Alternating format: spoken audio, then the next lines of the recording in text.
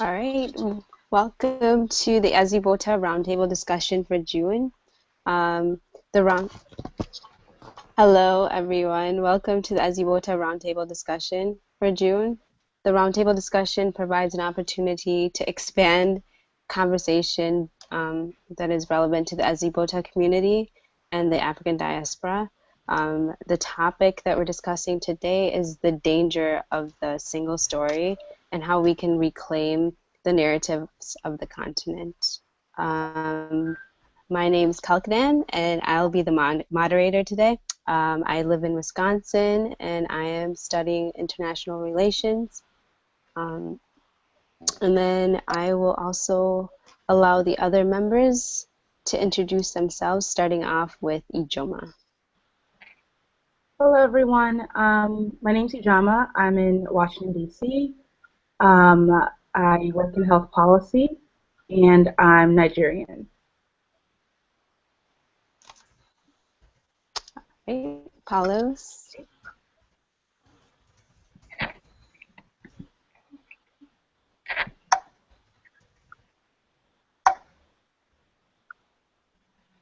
Paulos, you're on mute. Paulos. Or we can go to Vincent. Oh, no, he came back this one.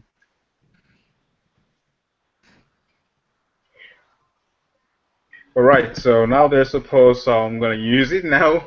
So yes, my name is Paulus. I live in Finland, Helsinki, and I'm currently finishing up my studies and looking forward for my degree, finally. Yes. Vincent. Hello, everybody. My name is Vincent Chukwemeka, originally from Nigeria, born and raised in Cameroon, claim both countries. Presently living in Iowa, Midwest, USA, and working for a company. And last but not least, Beulah. Thank you, Takadan. Hello, everyone. My name is Beulah. I am Nigerian. I live in Philadelphia. I work for a nonprofit. That's about it. And if you're on ezibota.com/chat, you can join the chat that's on the page. All you have to do is make a quick account. It takes about 15 seconds. If you look to the bottom right, there should be 3 lines or something that says set a name. And then you can join. It's literally 15 seconds. And there we can have like a text conversation going as well, in addition to the live video chat. Okay, thank you, Beulah. All right, so we're going to get started. But before we start with the first question, I just kind of want to identify what the single story is. So the single story, which Chimamanda Ngozi Adichie gave a talk about this, but the single story of Africa is most notably apparent through like the misinformation and the ignorance about it being poor, disease-ridden country, not even a continent, with tribesmen who live in huts and who sometimes have domesticated lions, which is not necessarily true. So we're going to start off with the first question, and it is, how do we within the diaspora take time to correct or redirect ignorance about Africa, given the fact that we are straddling 2 worlds? So I'll have Vincent start. Hi. I mean, it's a lot of stuff, and I hope somebody has a timer to time us, all of us out, because I think if everybody gets on this thing, they want to talk forever on this particular topic. But yeah, I think I've watched that. I think I've watched the interview or the presentation Chimamanda gave, and I'm sure it resonates with so many people. Equally yourself, Kakadan, and everybody who is on this particular platform right now, everybody online chatting. It's that single point story is every single person has been out here, or even in the continent sometimes, especially between countries, which I think is something which could be talked about too. People equally have a single story about what they think other people are. Before I met Congolese, I thought that all they had was their clothes and their dances. Before I met Ethiopians, I probably had some other, view about them before I met Angolans or South Africans. I thought South Africans were all about. Thought everybody was like Nelson Mandela. Not everybody is as nice as him or could fight like him. But I'm just saying that it's a single point story doesn't just end at what the people out there have about Africa or have about a particular country in Africa. If they know that there are countries in Africa, most of them don't know that even. So they don't even, I mean, if they have that, that means that the only thing that they are thinking of is what they maybe see in the news or have read about somebody. Or if you tell somebody, hey, I'm from Nigeria, the person says, oh, I have a friend who is from Zimbabwe, and you're like, what is the comparison? What is the, and the person start telling you, my friend from Zimbabwe told me that this and that and that, and in your mind you're like, well, Zimbabwe, they have a totally different topography, the geography is different, the weather is different, the people are different, the culture is different. I mean, if somebody actually tells you they're from Congo, and you have a comparison between Congo and Nigeria or Cameroon, that even makes more sense, you understand, because it's all the Bantu people, we understand that migration that went there. But then if somebody is telling you that they're from Cameroon and you're like, oh, I have a friend from Ethiopia, you're like, what? These people don't even, like, they are Africans, yes, but it's not even relatable. There's nothing. The food is different.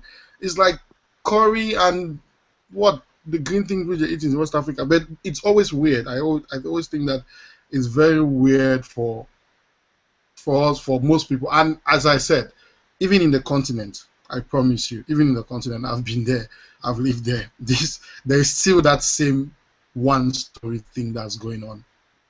Yes. As I said, I didn't know so much about Ethiopians, Tanzanians, or I mean the whole of East Africa, from Tanzanians to Ugandans to, I don't think I've ever met somebody from what's that place called? The one, Mozambique.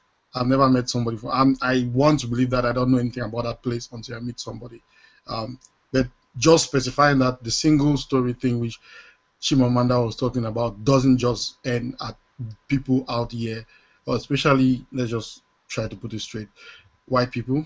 Think about, Black Africa or Sub-Saharan Africa, or even the continent, because Africa to white people is mostly just black people, so they don't understand why Egyptians and Algerians are being called African. To them, those people are the Middle East in their mind. So it's still another discussion for another day. But I just want us to equally put that into perspective. Africans, even within Africa, equally have certain single stories about different countries.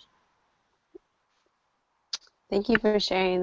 You made very valid points there. What about you, Paulos? What are your thoughts on the question? Paulos, you're on mute. Now the mic is on. Yeah, so I said that I quite a lot agree with my brother Vincent, because especially in this corner of the world where I have to stay, these symptoms that my friend here described are even more aggravated. So the image that reaches me is even more stereotypical and less diverse. And I think for me, in some part, it's politics. I mean, it in some sort is a part of this divide and conquer mindset where, in order to, let's say, put or oppress another, uh, people or individual, you have to change the way they view themselves. You have to prevent them from like realizing their own identity, and like the way Africa is portrayed is just a tool to maintain this inferiority complex that has plagued the continent for way too long in my mind.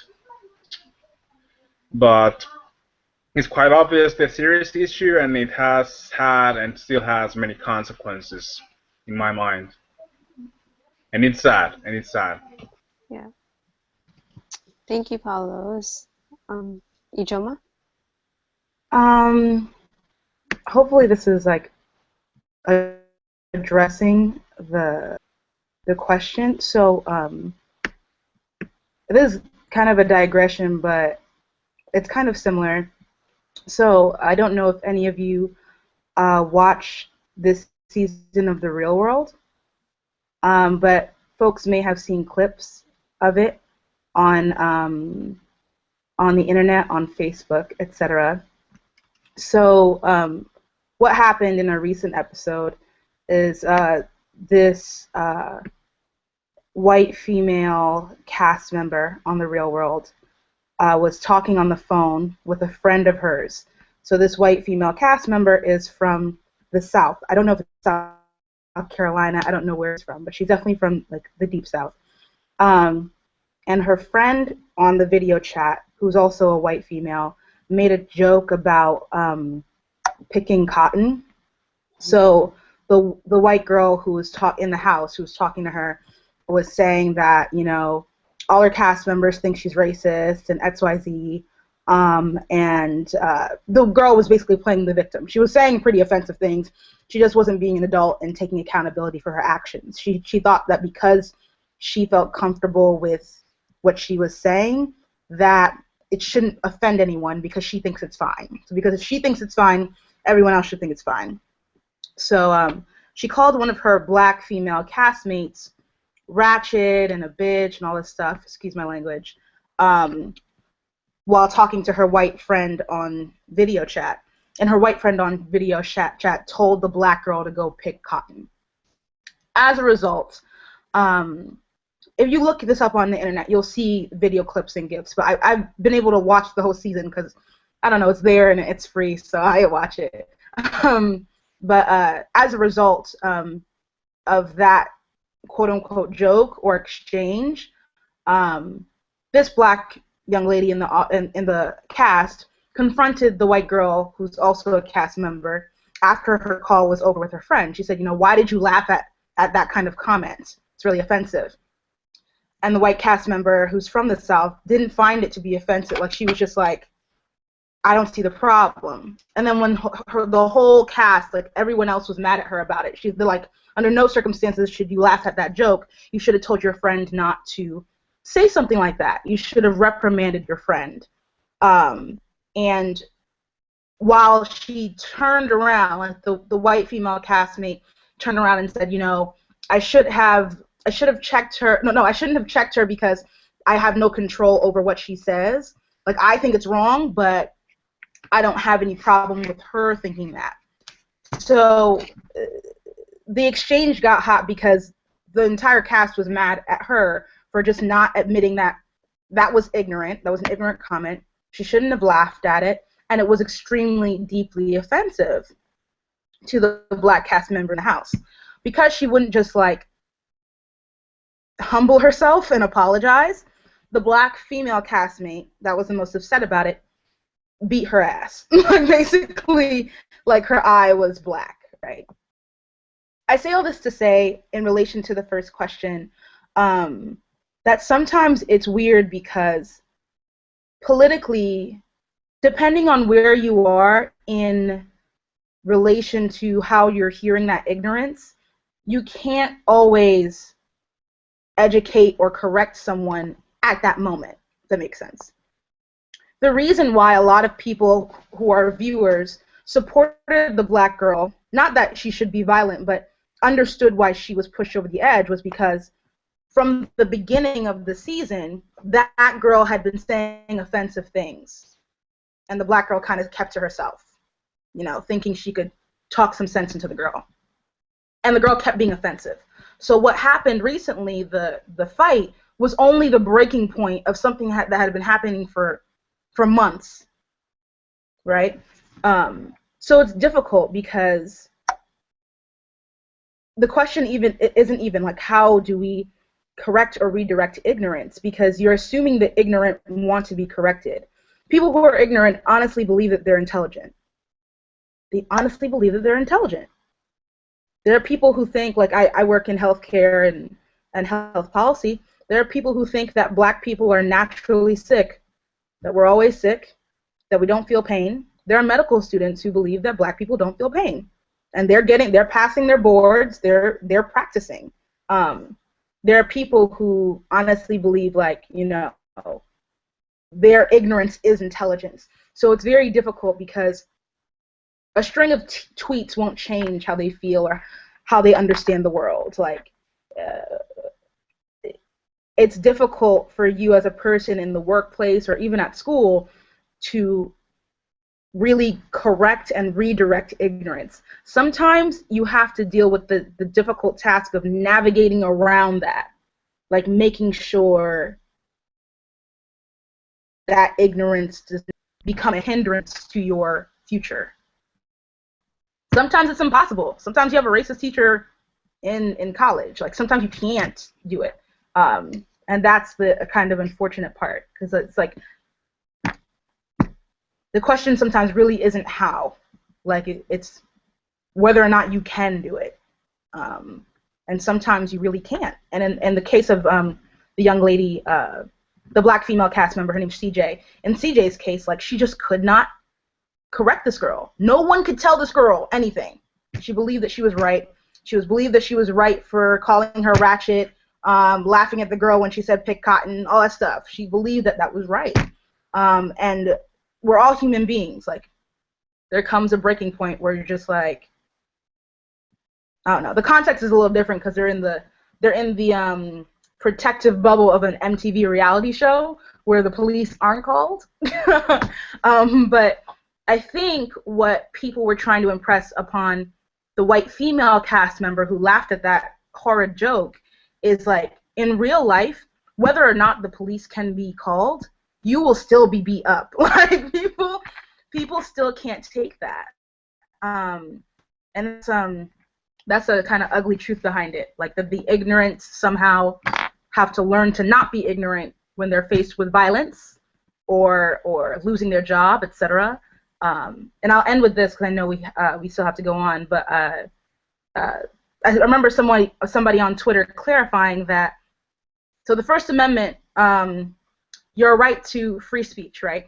This might not be the First Amendment, whatever. Anyway, your right to free speech in the United States specifically states that you cannot be arrested for what you say.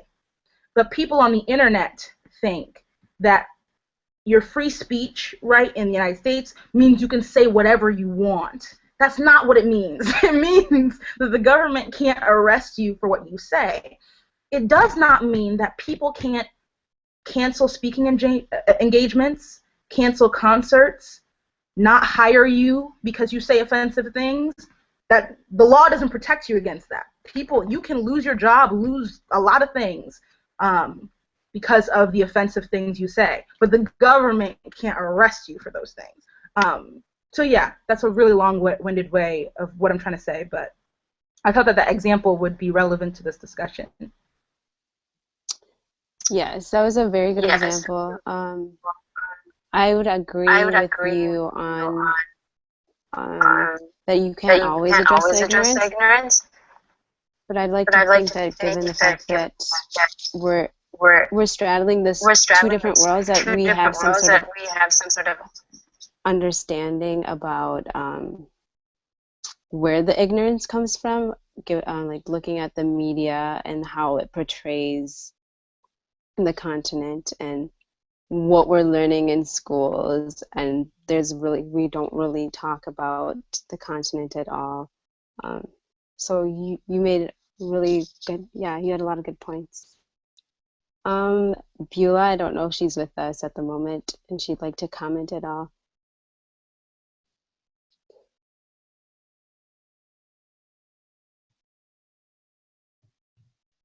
All right. I don't think she's with us, but we'll just keep moving on to the next question.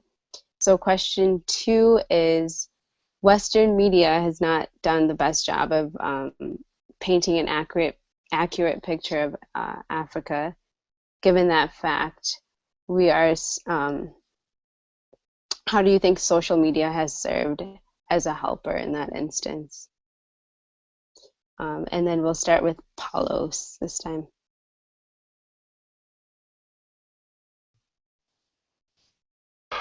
So, in my mind, the media has done a perfect job in not ruining, but making a very bad image for Africa. And I'm not sure if failed or not succeeded. I think succeeded in maybe in some part ruining our image which is visible in the way that people view us in business situations, in economic situations, or even political situations. We're always the underdog because this image that was built for years and years and years is still maintained, even though we're supposed to be individual countries with our own laws. For some reason, in the global scale, we have still this image that Africa is a basket for everyone to take, and you don't have to have any accountability when you go to Africa, and we're somehow not able to manage ourselves. All these images are like purposely maintained, and in a way, it's kind of annoying when you think about it in this scale.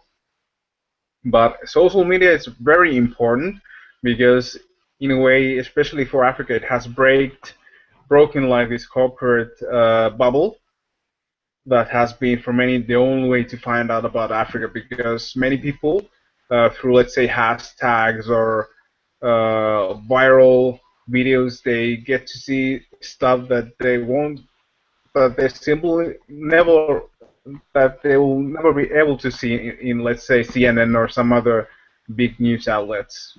And I think it's important for us to be a part of that movement to counter this failed image about Africa.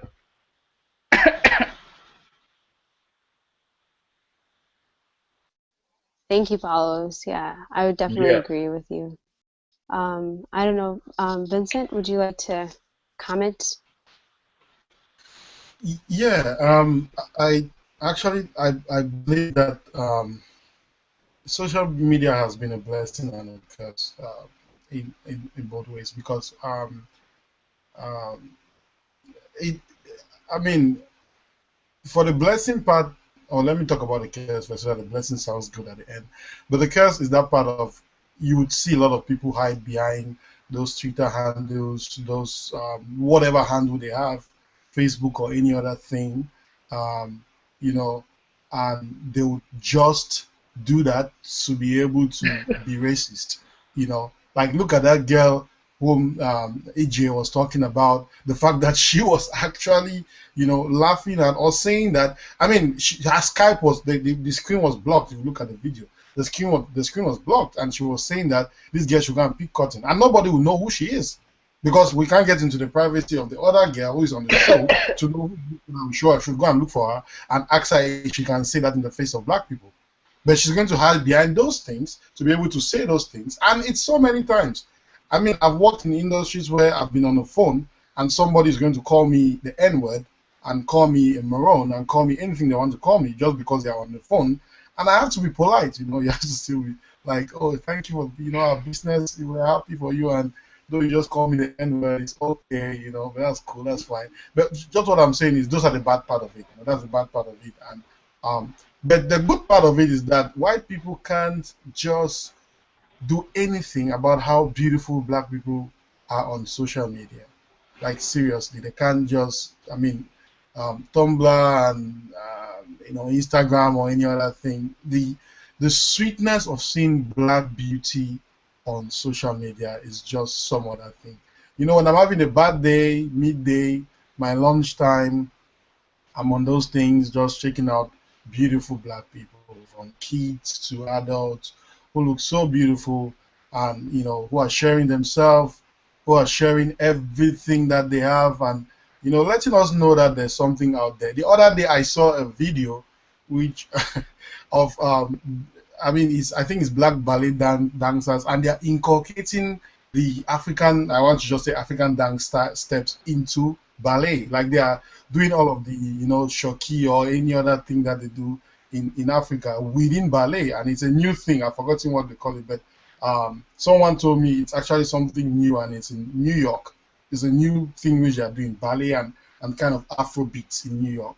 It's so beautiful, and those are the things that if they see it, I mean, think about it. All of these white people, they see, they're like, hey, these black people. So I mean, let us be frank. Social media it has shown other black people in some other place that some other person could do something which you thought you could not do, because the only people you saw around your vicinity were actually white faces, or actually people who had that privilege.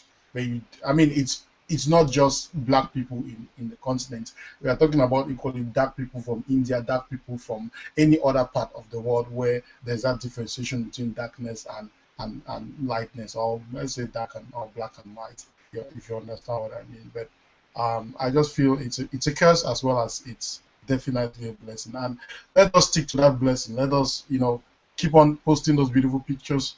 When you have your kids, put them on social media. Let the others see that they are beautiful. For those who are going to have kids soon, Gila.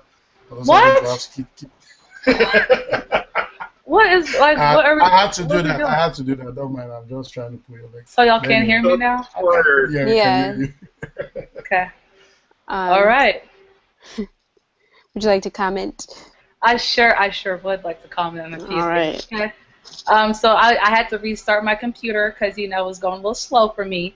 So I actually got on my phone on YouTube and I started listening to EJ talking about CJ. And I just have so many thoughts. The first thing, I think the first question that we asked, y'all, I don't feel like you can fix people's ignorance, and I don't feel like it's our job to fix people's ignorance. We have to spend so much energy surviving in this racist world that's trying to kill all of us, and they don't care. So how can I then invest my time and energy into healing you? Especially that's assuming that your ignorance is not willful.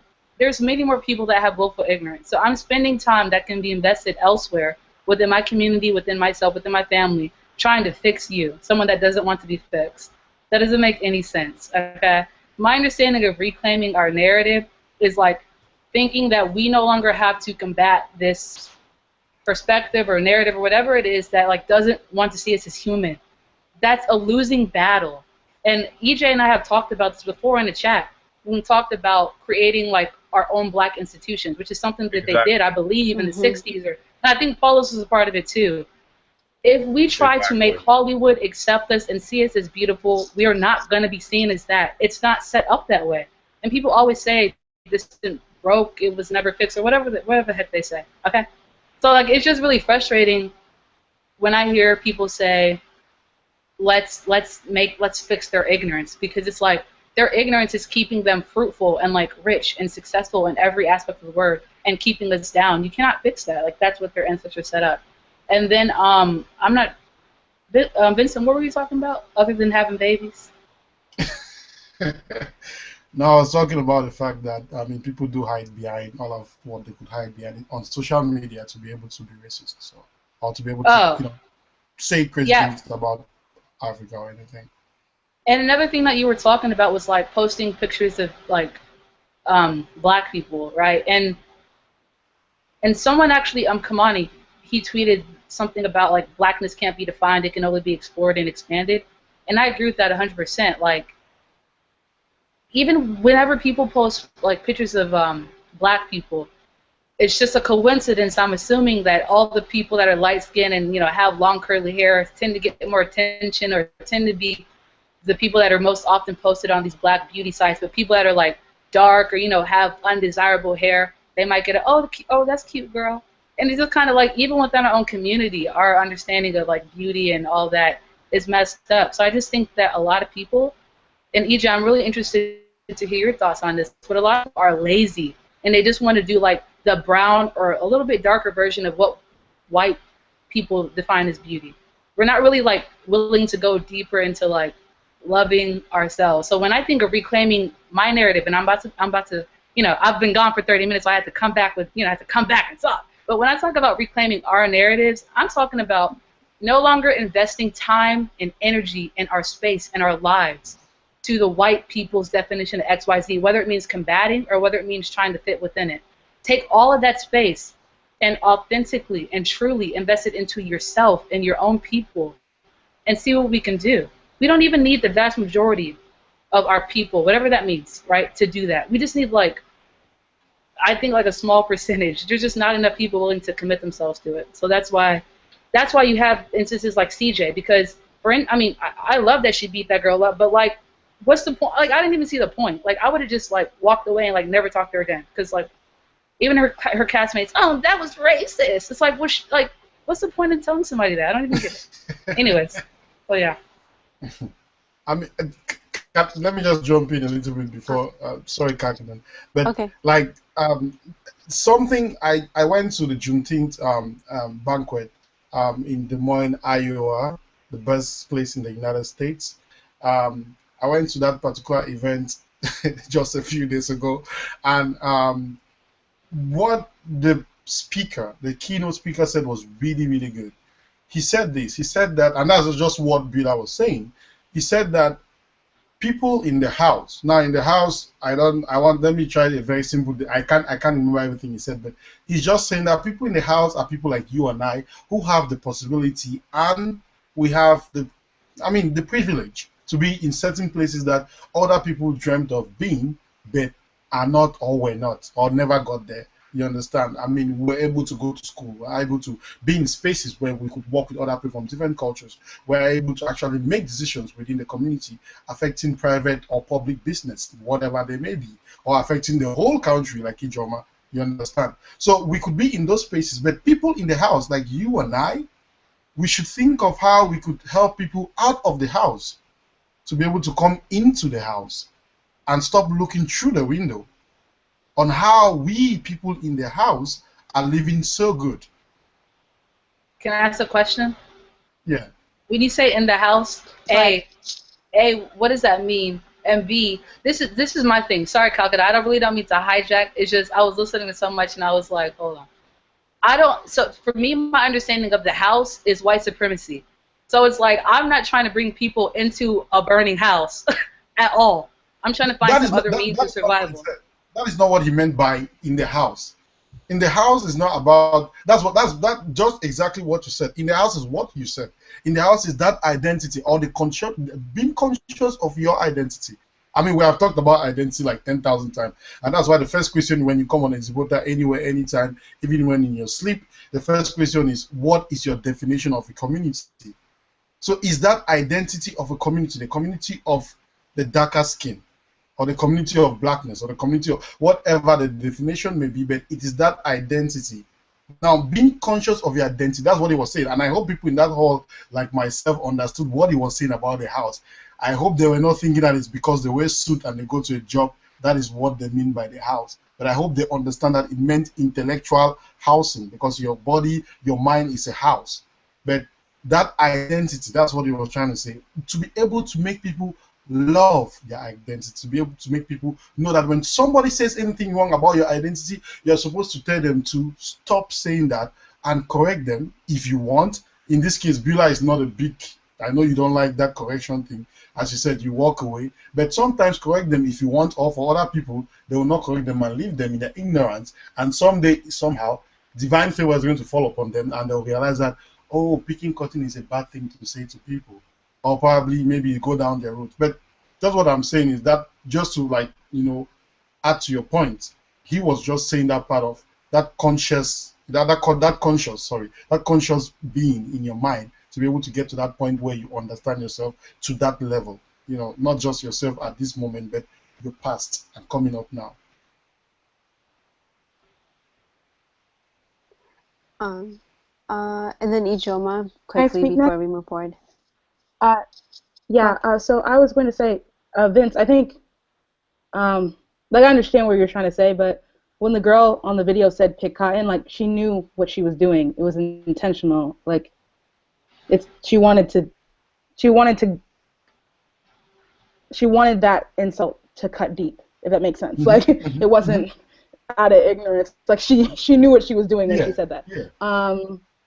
What was I going to say? For social media, I think it's awesome in that I think social media has done a good job of resetting our view as other Africans. I think it's really beautiful that I can go on the internet and go on YouTube. And what are these girls' names? I don't know. They're not twin sisters, but they're sisters.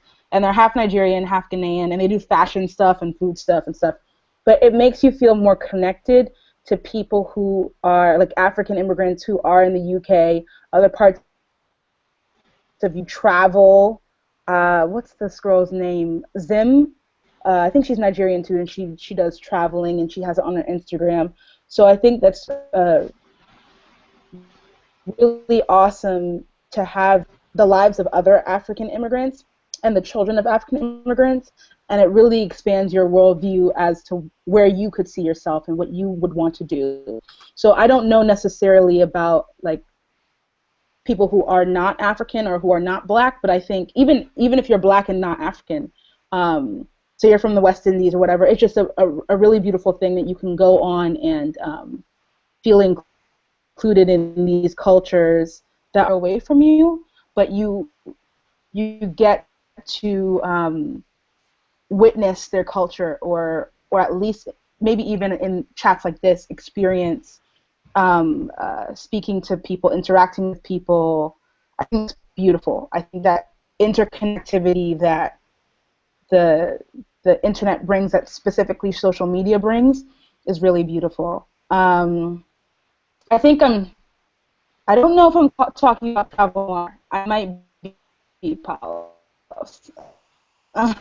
I might be. Um, so I was also going something else.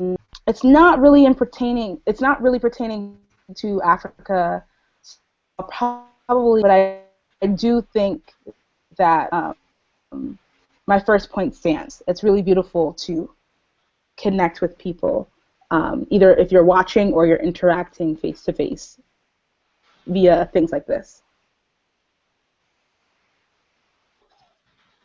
Thank you, Ijoma. That, yeah, I would agree with you, especially since like the kind of community that I grew up in, YouTube was definitely an outlet for me to like connect with other people that look like myself. We're gonna move on to the fourth question, or I'm sorry, the third question, and that's, who are some up and coming writers you are currently following, and how can we support them in their pursuit to provide a different narrative? And we'll start off with Beulah.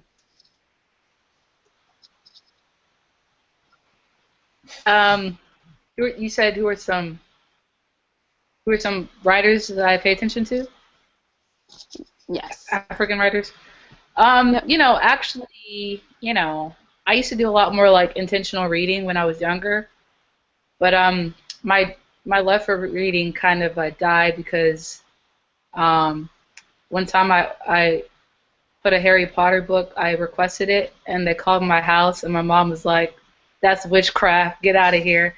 And so after that incident, I've never quite read the same. But I will say that I follow like a lot of internet personalities or people that have like blogs or they're known on Tumblr. So some of the people I follow are like, what's her name? I think it's Ethiopian. Her name is Hannah. She writes for BuzzFeed. She's not like an author, but people like that, I really respect them because they just seem so genuine. Also, I'm not sure if I'm saying his name wrong. If I am, I apologize, but like either Attain or Aten, something like that. Atan. Okay. Yep. Atene. Okay. Yes, him. And then someone else. Just like people on Tumblr. Like when I first started using Tumblr, there's a lot of people that were just speaking organically, and like there was so much wealth that I wasn't exposed to because I'd always been exposed to like school, which is like not good at all. And then the internet is so vast, so you don't know all that's out there. So I mean, they're not like famous people.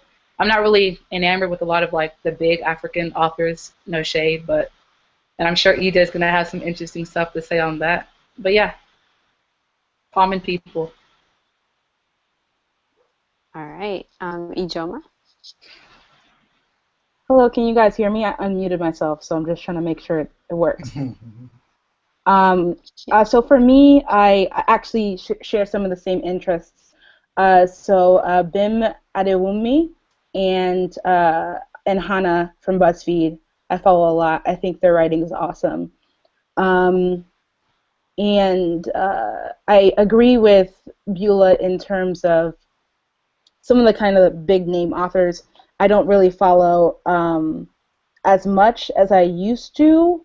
I used to pay attention to a lot of those, like the Commonwealth Prize and all that stuff, but I just, because of time, I just haven't had the time to really sit down and pay attention to those authors as much as I would like to.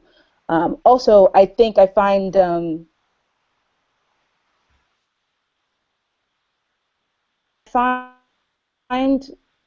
that are relevant to my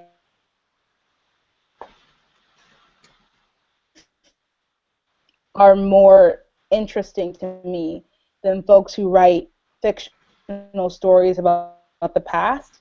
Even though fiction is good and has its merits and has its cultural value, sometimes in terms of just everyday reading things, like everyday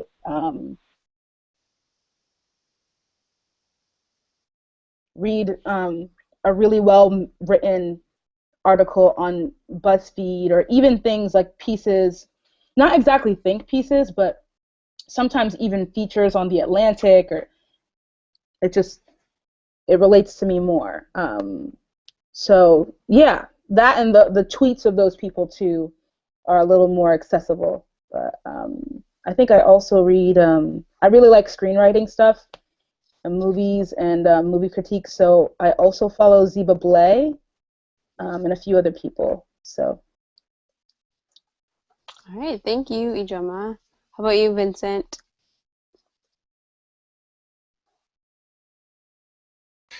Yeah, there's so many. Um, there's really so many, and as Vila said, Attain, I just call him Atene. I do follow him.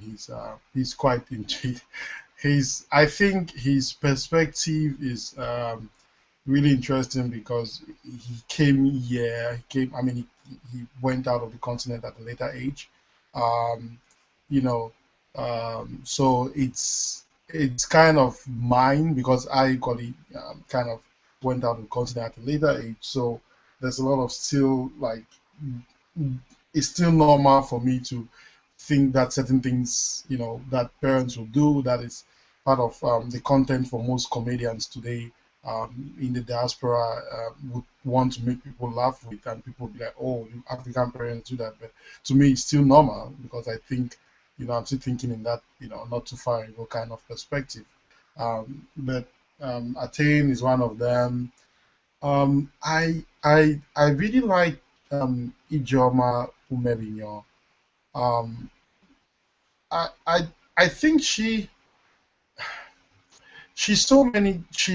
embodies a lot of girls whom I knew when I was back at home growing up. A lot of them, I promise you.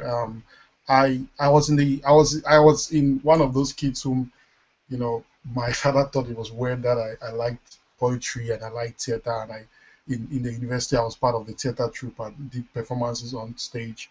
He never came to see me, nor did my mother, but I invited them.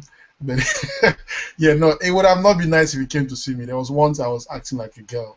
It's not a story. I hope those pictures never come out anywhere, anytime soon.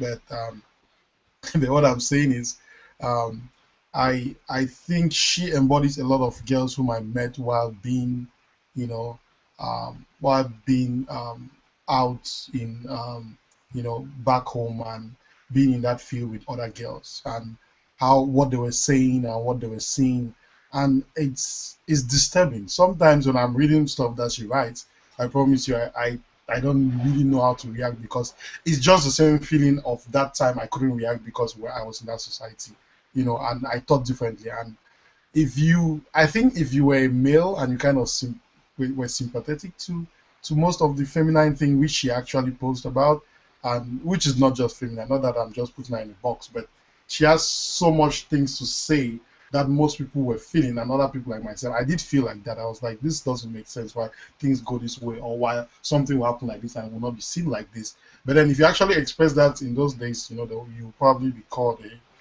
a human man, in that perspective, if you know what I mean. But I don't know. Yeah, it's kind of she's one person whom I promise I really respect her, and the fact that she takes her time, she doesn't want to show people her face is always interesting. I think I've seen her face once, but it's always interesting to equally read from her. And I think that's one of the major people whom I actually follow on Instagram and other places. Yeah, but she's really good. Thank you, Vincent. I also follow her, and I've read Yeah, her book, yeah. Question Questions from for Ada. Ada. That Mm, was amazing. yeah. Yeah, she's one of my favorite. I really like poetry as well. Um, Palos?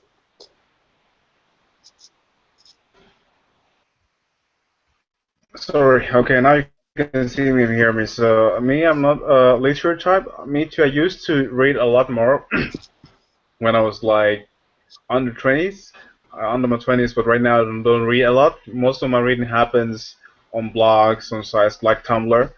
But there are a few African writers that really get my attention, and one is, of course, Chimanda, because of her quality and her way of really giving a different picture about Africa, uh, not the picture that you always get from media. And I also want to pick out one of our own talented writers. Here in Ezibota, we have a guy called Lambert. Woo! So that's a great deal of writing for us, and I'm happy to have him on our side of the gate. And I really love the way he really provides an inside view on what it is to really be in Africa, okay, West Africa, but it really gives a side of Africa that you don't see enough. And I also appreciate the fact that he's also an expat, so he knows what it's like to be like studying in the West, but he also has the local view on the life and on the ground. So I really appreciate him. So shout outs to my bro Vincent. No, I mean Lambert. You look this. Sorry. Yeah, yeah. Okay, both. So nobody gets envious. All right. Since we're kind of running out of time, we're going to combine the last two questions. Um, so, how do we reclaim our power to create and share Africa as we see it? And then within that question, um, how do we promote African-centered learning in our institutions? And I'll have Ijoma start this time. First, I think we could encourage African-centered learning in our educational institutions by starting with little changes. So if you go to college, if you go to college and you have a how do I say it? If you have an African student group, a part of your programming could be to invite scholars or other professors from surrounding universities to speak on certain topics. If your school doesn't provide classes or doesn't provide that sort of education, bringing those speakers in could provide a mentorship to people who really want to learn, but really don't know where to start. So maybe if you don't take a class on it, that speaker at that event could be someone, could become someone's mentor and kind of help them on their search for knowledge, or help them learn how to find information about the specific questions that they have. Um, I think for reclaiming our power to create and share our Africa as we see it. So I've recently, and as in recent, I mean a couple hours ago, I'm still trying to still trying to like finish watching it before I go outside today, and hopefully it'll be cooler later in the day. It's really hot in DC. But I've been watching the reboot of Roots. And at first I was like, oh, I gotta watch. It's such a long series. I'm like, I'm gonna watch this all over again. But it's really well done. The actor playing Kunta Kinte, you can believe when you're watching it um, that he truly got into his character. But with for that TV show before it started to air, they basically did the same thing that the new show Underground on WGN did. So I don't know if you guys are familiar. Underground kind of run. It has Journey Smollett and a couple other people in it, and it's on emotionally. As they went across the country, they did big, kind of like Underground Railroad. They did big attached to. They went to the White House, and as a result, their ratings went sky high. And so Roots did the same thing recently. They went to the White House. I wasn't able to go, but I found out about it, and they actually invited someone who represents the company 23andMe, which provides kind of genetic testing so people can find out where they're from. And a part of Roots, the show, like if you watch it and watch the commercials, there's a sweepstakes you can enter to get tested and find out your ethnic background, and they'll give you a two-person, like 2 tickets for a trip to that country and back to like understand your roots and learn more about where you're from and everything. I think a way we can claim our power to create and share our Africa is to really, especially as young Africans, invest a lot of time and energy into learning more about our parents' lives, learning more about our parents' customs and culture, and learning it as though you're training to teach someone else the same information, and encouraging others and supporting others and finding more about their background. And even if it doesn't, if they don't know that it goes all the way back to Africa, or they only know that they are from the West Indies, but still encouraging people in the diaspora to kind of reclaim that and invest a good part of themselves in learning about their roots and learning about their heritage, and encouraging people to be proud of their heritage. I have this joke. I swear someone's gonna take this and make it a think piece in a couple weeks. They're gonna watch this video and take my take my words.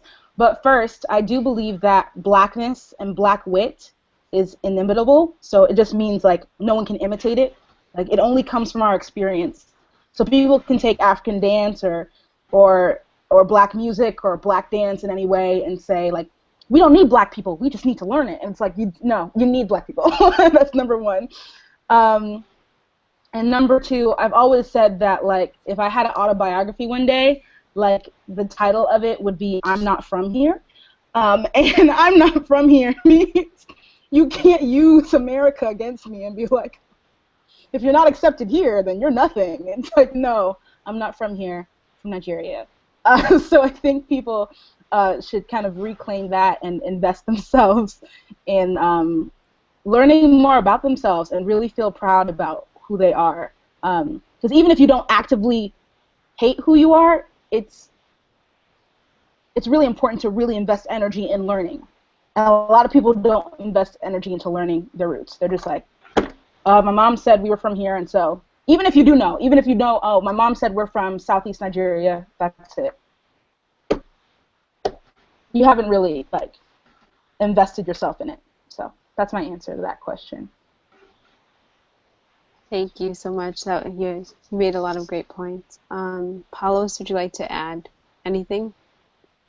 Yeah, I'll just make a few sentences because of time, but I agree with her. I think Ezibota is an answer to the problem. It's also an answer to the question, and we can, and I think we will have a role to play in really fixing the image that has partly purposely been deviated from the reality of Africa, and I'm happy to be a part of it.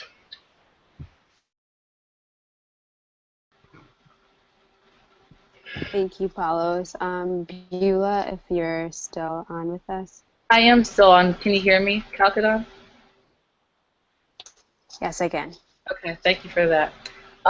So I just want to read a few comments. Twombo on the chat at ezibota.com/chat made a comment that I want to share. She said, "We need to share our stories, but realize we don't need permission. We were never asked for permission for the narrative we have today, so we must take it. We must make it, for it is ours." I also want to share a pledge that Kamani, one of our new contributors, shared on Twitter that I thought was great. He said, I pledge myself to the following. I refuse to relinquish control of my identity. I refuse to participate in mass ethnocide against African and diasporic sovereignties. I understand that ethnocide is systemic destruction of ethnic cultures, and I stand against it.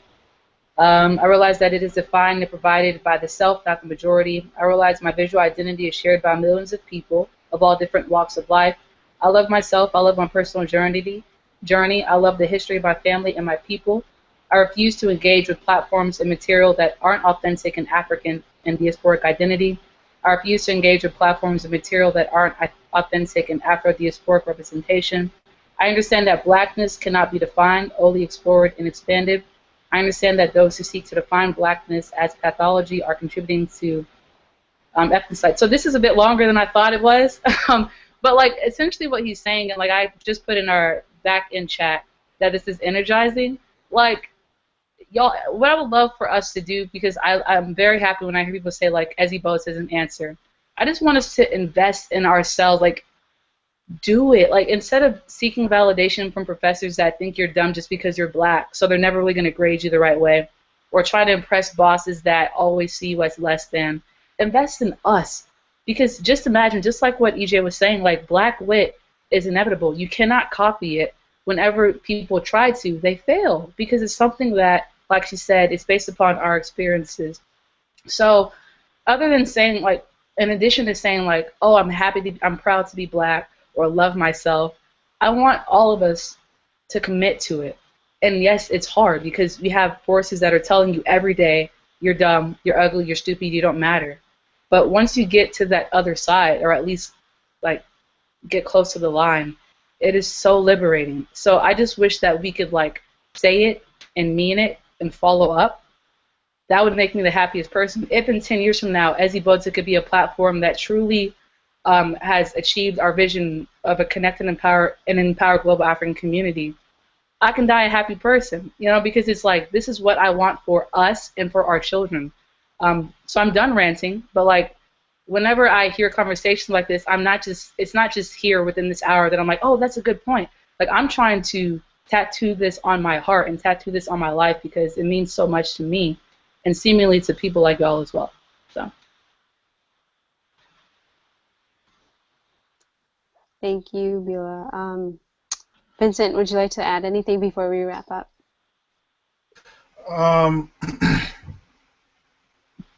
This is a part of the wrap up that the part of this chat that I get emotional, and I think maybe one day I'm going to cry, but I'm really emotional right now. You can't see it, but it's somewhere. But I really just want to say thank you, not just to, but to every single African woman who is out there, because this is a human-created platform. Ezibota is, and I'm here today because of my mom mostly. My dad was there, but my mom was there. But just saying that sometimes the change comes from the woman. And thank you to Beulah, Dina, Ijoma, Kalkadan, Paulos by the side. Thank you too. And thank you to every single woman who has ever been on this platform and is out there and doing this. I'm saying this because of what CJ said to the other black guy on that particular show, and it's something which every single black man wants to hear. She said, among everything that she said, which if you may watch it, you probably shed some tears, but she said that no matter what, I have your back. That is deep. It's a very simple sentence, but it is deep. It's the same thing which they have tried to broke forever. They have succeeded. Now they could mean anything, going back down to the devil. but they have tried to break the black man and the black woman apart. And they know how important that particular union is. They know how important. If the black man could understand the black woman's plight, as well as the black woman who always has the black man's back, could always be there, they know how that could actually change this single story. And I'm coming from somewhere really far. But just to get to that part where this story would always make sense, because the one person who could remember things forever is a black woman. Let us just be frank. The black woman has a lot of history in her. And so what I'm just saying is thank you to all of them. Don't stop telling your stories. Don't stop telling the black men in your life, whoever they may be, that you have their back. Because that story builds from within and it comes out. Thank you. Thank you, Vincent, for that. Thank you, everyone, for joining us for the roundtable this month. We invite you to continue discussing this topic or any other topics on the community chat. Follow us on Facebook, Twitter, Instagram, Tumblr, and also visit ezibota.com. All right.